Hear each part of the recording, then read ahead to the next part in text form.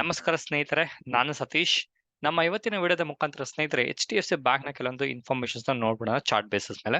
So ಇತ್ತೀಚೆಗೆ ನೀವು ನೋಡಿದ್ರೆ ಕಂಪ್ಲೀಟ್ ಒಂದು ಲಾಸ್ಟ್ ವೀಕ್ ನ ಒಂದು ಪರ್ಫಾರ್ಮೆನ್ಸ್ ನೋಡಿದ್ರೆ ಬ್ಯಾಂಕ್ ನಿಫ್ಟಿ ಯಾವ ರೀತಿ ಡ್ರಾಪ್ ಆಯ್ತು, ಅದ್ರ ಜೊತೆಗೆ ನಿಫ್ಟಿ ಯಾವ ರೀತಿ ಡ್ರಾಪ್ ಆಯ್ತು, ಅದಕ್ಕೆ ಕಾಂಟ್ರಿಬ್ಯೂಷನ್ ಮಾಡಿದಂತಹ ನಮ್ಮ HDFC ಬ್ಯಾಂಕ್ ನ ಒಂದು ನೆಗೆಟಿವ್ ಕಾಂಟ್ರಿಬ್ಯೂಷನ್ ಸಹ ನೋಡಿದ್ರೆ ಕೆಲವರಿಗೆ ಡೌಟ್ ಇರುತ್ತೆ, ಈ ಒಂದು ಸ್ಟಾಕ್ ನ ಇಟ್ಕೊಬೋದಾ ಅಥವಾ ಸೆಲ್ ಮಾಡ್ಬೇಕಾ ಅಂತ. ಓಕೆ, ಸೊ ಮೇನ್ ರೀಸನ್ ಏನಕ್ಕೆ ಈ ಒಂದು ಕ್ವೆಶನ್ಸ್ ನ ಕೇಳ್ತಿದೀನಿ ಅಥವಾ ಕೇಳಿದಾರೆ ಅಂತ ನನಗೆ ವಿಡಿಯೋ ಮಾಡುವಂತ ಪರ್ಪಸ್ ಏನಂತ ಹೇಳಿದ್ರೆ, ಇತ್ತೀಚೆಗೆ HDFC bank especially merger HDFC ಮತ್ತೆ HDFC ಬ್ಯಾಂಕ್ ನ ಮರ್ಜರ್ ನ್ಯೂಸ್ ಅನೌನ್ಸ್ಮೆಂಟ್ ಆದ್ಮೇಲೆ ನೋಡಬಹುದು ಕಂಪ್ಲೀಟ್ ಈ ಒಂದು ಸ್ಟಾಕ್ ಅಂಡರ್ ಪರ್ಫಾರ್ಮೆನ್ಸ್ ಇತ್ತು ಅಂತಾನೆ ಹೇಳ್ಬೋದು. ಅದ್ರ ಜೊತೆಗೆ ಈ ಒಂದು ಸ್ಟಾಕ್ ಅಲ್ಲಿ ಇತ್ತೀಚೆಗೆ ಒಂದು 2 ವೀಕ್ಸ್ ನೋಡ್ತಾ ಇದ್ದೀನಿ, ಸ್ವಲ್ಪ ನೆಗೆಟಿವ್ ನ್ಯೂಸ್ಗಳು ಅಲ್ಲಿ ಸ್ಪ್ರೆಡ್ ಆಗ್ತಿರೋದ್ರಿಂದ ಲಾಂಗ್ ರನ್ಗೆ ಈ ಒಂದು ಸ್ಟಾಕ್ ಇಟ್ಕೊಬೋದಾ ಇಟ್ಕೊಬಾರ್ದಾ, ಅಥವಾ ನಿಮ್ಮ ಪೋರ್ಟ್ಫೋಲಿಯೋ ಇತ್ತು ಅಂದ್ರೆ ಎಕ್ಸಿಟ್ ಆಗ್ಬೋದಾ ಅನ್ನೋ ಒಂದು ಕೆಲವೊಂದು ಡೌಟ್ಸ್ಗಳು ನಿಮ್ಗೆ ಬಂದಿರುತ್ತೆ. ಯಾಕಂದ್ರೆ ಅವರ ಒಂದು ಮರ್ಜರ್ ಅನೌನ್ಸ್ಮೆಂಟ್ ಆದ್ಮೇಲೆ ಈಗ ಮರ್ಜ್ ಏನಾಯ್ತು HDFC ಮತ್ತೆ HDFC ಬ್ಯಾಂಕ್ ಎರಡು ಮರ್ಜ್ ಆಗಿ HDFC ಬ್ಯಾಂಕ್ ಯಾವ ರೀತಿ ಆಗಿದೆ, ಆ ಒಂದು HDFC ಬ್ಯಾಂಕ್ ಅಲ್ಲಿ ಮಾರ್ಜಿನ್ ಕಡಿಮೆ ಇದೆ, ಜೊತೆಗೆ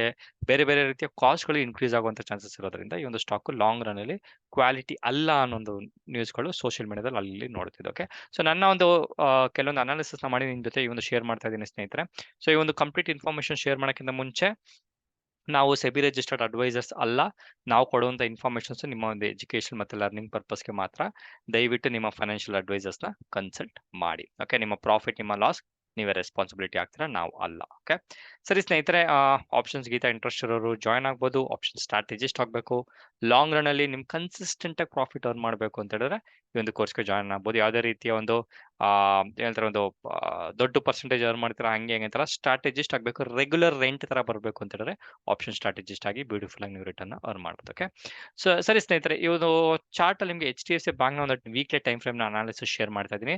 ಸೊ ನಾವು ಇತ್ತೀಚೆಗೆ ಅದೇ ಐ ಥಿಂಕ್ ಒಂದು 1 ಮಂತ್ ಬ್ಯಾಕ್ ಸಹ ಒಂದು ವಿಡಿಯೋ ಸಹ ಮಾಡ್ಕೊಂಡು ಈ ಒಂದು ಚಾರ್ಟ್ ಸಹ ಅನಾಲಿಸಿಸ್ ಮಾಡಿದ್ರೆ ಏನು ಅಂತ ಕತೆ ನೋಡ್ಕೊಳ್ಳಿ.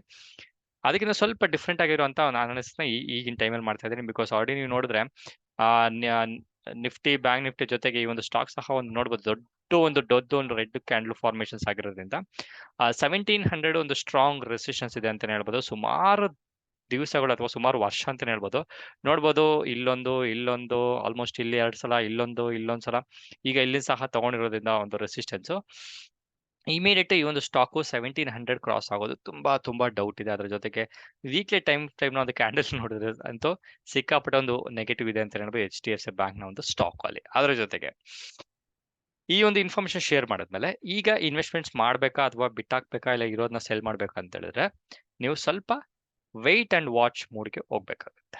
ಏನಕ್ಕೆ ಅಂತ ಹೇಳಿದ್ರೆ ಇವರ ಒಂದು ಅನಾಲಿಸಿಸ್ ಸಹ ಮಾಡ್ತಿದ್ದೆ, ಬೇರೆ ಬೇರೆ ರೀತಿಯ ಅನಾಲಿಸಿಸ್. ಸೊ ಇವರ ಒಂದು ಫೌಂಡೇಶನ್ ಏನಿದೆ ಅದು ಅಷ್ಟು ವೀಕ್ ಆಗಿಲ್ಲ ಅಂತ ಹೇಳ್ಬೋದು. ನೋಡಿ, ಯಾವುದೇ ಒಂದು ಕಂಪನಿ ಮರ್ಜರ್ ಅಕ್ವಿಸಿಷನ್ಸ್ ಅಥವಾ ಬೇರೆ ರೀತಿಯ ಒಂದು ಏನಂತ ಒಂದು ಕಂಪನಿ ರೀಸ್ಟ್ರಕ್ಚರ್ ಆಯ್ತು ಅಂತ ಹೇಳಿದ್ರೆ ಅಲ್ಲಿ ಮಾರ್ಜಿನ್ ಆಟೋಮೆಟಿಕ್ ಆಗಿ ಕಡಿಮೆ ಆಗೇ ಆಗುತ್ತೆ. ಕೆಲವೊಂದು ಕ್ವಾರ್ಟರ್ಗಳಲ್ಲಿ ಲಾಸ್ ಆಗುವಂತ ಚಾನ್ಸಸ್ ಇದ್ದೇ ಇರುತ್ತೆ, ಯಾವುದೇ ರೀತಿ ಡೌಟ್ ಇಲ್ಲ, ಎಷ್ಟೇ ದೊಡ್ಡ ಕಂಪನಿ ಆದ್ರೂ ಸಹ. ಓಕೆ, ಸೊ ಆ ರೀತಿ ಒಂದು ಟೈಮ್ ಆಗೋ ಟೈಮಲ್ಲಿ ಸ್ಟಾಕ್ ಅಂಡರ್ ಪರ್ಫಾರ್ಮೆನ್ಸ್ ಮಾಡೋದು 100% ಗ್ಯಾರಂಟಿ. ಓಕೆ, ನೆನ್ಪಿಟ್ಕೊಳ್ಳಿ, ಅಂಡರ್ ಪರ್ಫಾರ್ಮೆನ್ಸ್ ಮಾಡೋದು 100% ಗ್ಯಾರಂಟಿ. ಏನಕ್ಕೆ ಹೇಳ್ತಾ ಇದೀನಿ ಅಂತ ಹೇಳಿದ್ರೆ ಪ್ರಾಫಿಟ್ ಮಾಡುವಂತ ಅವರು ಒಂದು ಟೈಮ್ ಅಥವಾ ಸೈಕಲ್ ಬಂದು ಸ್ವಲ್ಪ ಶಿಫ್ಟ್ ಆಗುತ್ತೆ. ಒಂದು ವರ್ಷ 2 ವರ್ಷ 3 ವರ್ಷಕ್ಕೆ ಶಿಫ್ಟ್ ಆಗುತ್ತೆ. ಅದಾದ್ಮೇಲೆ ಇವರು ಅಷ್ಟು ವರ್ಷ ಏನು ಎಫರ್ಟ್ ಹಾಕಿರ್ತಾರಲ್ಲ, ಒಂದು ಸಿನರ್ಜಿನ ಒಂದು ಬಿಲ್ಡ್ ಮಾಡಿರ್ತಾರಲ್ಲ, ಅದಾದ್ಮೇಲೆ ನೀವು ಇಷ್ಟು ವರ್ಷ ಏನ್ ಕಾದಿರ್ತೀರ ಅವಷ್ಟು ಅದಕ್ಕಿಂತ ಡಬಲ್ ಟ್ರಿಪಲ್ ಟೈಮ್ ಪ್ರಾಫಿಟ್ ಕೊಡುವಂತ ಸ್ಟಾಕ್ಗಳು ಸುಮಾರು ಸ್ಟಾಕ್ ಮಾರ್ಕೆಟ್ ಅಲ್ಲಿ ನಾವು ನೋಡಿರ್ತೀವಿ. ಓಕೆ, ನೋಡ್ಬೋದು ಈ ಒಂದು ಸ್ಟಾಕ್ ಇಲ್ಲಿ ನಾವು ಲೈನ್ ಇನ್ಫಾರ್ಮೇಶನ್ ಮಾಡಿ ಅಲ್ಲಿ ಬ್ರೇಕ್ ಆಗಿ ರೀಟೆಸ್ಟ್ ತಗೋ ಸ್ವಲ್ಪ ಡೌನ್ ತಗೊಂಡಿರೋದ್ರಿಂದ ಇಲ್ಲೊಂದು ಸ್ಟ್ರಾಂಗ್ ಸಪೋರ್ಟ್ ಇದೆ ಅಂತ ನೋಡ್ಬೋದು. ನೆಕ್ಸ್ಟ್ ವೀಕ್ ಅಲ್ಲಿ ಏನೋ ಈ ಒಂದು ಸ್ಟಾಕ್ ಏನಾದ್ರು ಇಲ್ಲಿ ಕೆಳಗಡೆ ಏನಾದ್ರು ಬೀಳಕ್ ಸ್ಟಾರ್ಟ್ ಆಯ್ತು ಅಂತ ಹೇಳಿದ್ರೆ ನೆಕ್ಸ್ಟ್ ಬಂದು 1300 ಗಂಟ ಬರುವಂತ ಚಾನ್ಸಸ್ ಈ ಒಂದು ಸ್ಟಾಕ್ ಅಲ್ಲಿ ಹೆಚ್ಚಿಗೆ ಇರುತ್ತೆ. ಓಕೆ, ಅದ್ರ ಜೊತೆಗೆ ನಾನು ಈ ಒಂದು ಸ್ಟಾಕ್ ಅಲ್ಲಿ ಕೆಳಗಡೆ ಬೀಳ್ತಾ ಅಕ್ಯುಮಿಲೇಷನ್ ಮಾಡ್ತಾ ಹೋಗ್ತಿದ್ದೀನಿ.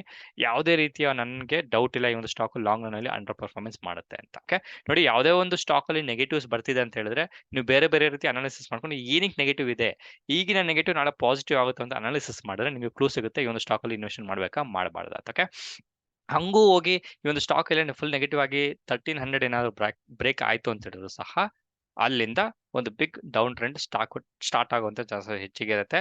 ನೆಕ್ಸ್ಟ್ ಸಪೋರ್ಟ್ ಬಂದು 1166 ಅಲ್ಲಿ ಬರುತ್ತೆ, 996 ಬರುತ್ತೆ, ನೆಕ್ಸ್ಟ್ ಬಂದು 860 ಗಂಟ ಬರುವಂತ ಚಾನ್ಸಸ್ ಹೆಚ್ಚಿಗಿರುತ್ತೆ. ಇವಿಷ್ಟು ಪೀರಿಯಡ್ ಗಳಲ್ಲಿ ನೀವು ಕಾದು ಲಾಂಗ್ ರನ್ ಅಲ್ಲಿ ಪೇಷನ್ಸ್ ಇಂದ ಇನ್ವೆಸ್ಟ್ಮೆಂಟ್ಸ್ ಇಂದ ರಿಟರ್ನ್ ಅರ್ನ್ ಮಾಡ್ಬೇಕಂತ ಹೇಳಿದ್ರೆ ಫಾಲ್ ಆಗ್ತಾ ನೀವು ಸ್ವಲ್ಪ ಕ್ವಾಂಟಿಟಿ ಜಾಸ್ತಿ ಅಲ್ಲ ಸ್ವಲ್ಪ 1 ಸ್ಟಾಕು 2 ಸ್ಟಾಕು 3 ಸ್ಟಾಕಲ್ಲಿ ಇನ್ವೆಸ್ಟ್ಮೆಂಟ್ ಮಾಡ್ತಾ ಹೋಗ್ಬೋದು. ಇನ್ ಕೇಸ್ ಏನಾದರೂ ಇದನ್ನು 1300 ಅಲ್ಲಿ ಬಂದು ಇಲ್ಲೇ ಏನಾದ್ರು ಒಂದು 4-5 ವಾರ ಅಥವಾ 3-4 ವಾರ ಅಥವಾ ಒಂದು 2 ತಿಂಗಳು ಅಂತ ಅನ್ಕೊಳ್ಳಿ. 2 ತಿಂಗಳು ಏನಾದ್ರು ಹಿಂಗೆ ಸಸ್ಟೈನ್ ಆಗಿ ಬ್ರೇಕ್ಔಟ್ ಕೊಡ್ತು ಅಂತ ಹೇಳಿದ್ರೆ ಅಲ್ಲಿಂದ ನೆಕ್ಸ್ಟ್ ಟಾರ್ಗೆಟ್ ಬಂದು 1700 ಗಂಟೆ ಹೋಗುವಂತ ಚಾನ್ಸಸ್ ಹೆಚ್ಚಿಗೆ ಇರುತ್ತೆ. ಅದರ ಜೊತೆಗೆ ಫಾರಿನ್ ಇನ್ವೆಸ್ಟರ್ಸ್ ಈ ಒಂದು ಲೆವೆಲ್ಗಳಲ್ಲಿ ಹೆಚ್ಚಿನ ಇನ್ವೆಸ್ಟ್ಮೆಂಟ್ ಏನಾದ್ರು HDFC ಬ್ಯಾಂಕ್ ಅಲ್ಲಿ ಮಾಡಕ್ ಶುರು ಮಾಡಿದ್ರೆ ಆಲ್ ಟೈಮ್ ಹೈ ಅಥವಾ ಸ್ಟ್ರಾಂಗ್ ರೆಸಿಸ್ಟೆನ್ಸ್ ಇರುವಂತ 1700 ಬ್ರೇಕ್ ಆಗುವಂತ ಚಾನ್ಸಸ್ ಹೆಚ್ಚಿಗೆ ಇರುತ್ತೆ.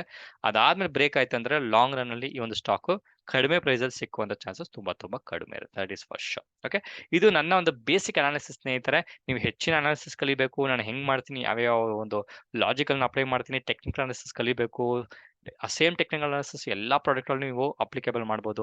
ಆ ರೀತಿ ಒಂದು ಅನಾಲಿಸಿಸ್ ಕಲಿಬೇಕು ಅಂತಂದ್ರೆ ನಮ್ಮ ಒಂದು ಅಡ್ವಾನ್ಸ್ ಟೆಕ್ನಿಕಲ್ ಅನಾಲಿಸಿಸ್ಗೆ ನೀವು ಜಾಯ್ನ್ ಆಗ್ಬೋದು. One time investment long run return earn ಮಾಡ್ಬೋದು ಅಂತ ಹೇಳ್ತಾ ಮತ್ತೊಂದು ವಿಡಿಯೋದಲ್ಲಿ ಮೀಟ್ ಮಾಡ್ತೀನಿ ಸ್ನೇಹಿತರೆ. ನೆನ್ಪಿಟ್ಕೊಳ್ಳಿ, ಈ ಒಂದು ಸ್ಟಾಕ್ ಅಲ್ಲಿ ನಾನು ಸಹ ಇನ್ವೆಸ್ಟ್ ಮಾಡಿದ್ದೀನಿ.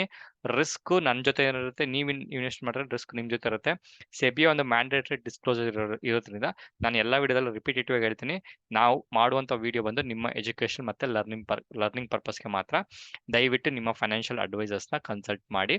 ಸೊ ಮತ್ತೊಂದು ವಿಡಿಯೋದಲ್ಲಿ ಮೀಟ್ ಮಾಡ್ತೀನಿ ಸ್ನೇಹಿತರೆ. ಅಲ್ಲಿವರೆಗೂ ನಾನು ಸತೀಶ್, ನಮಸ್ಕಾರ.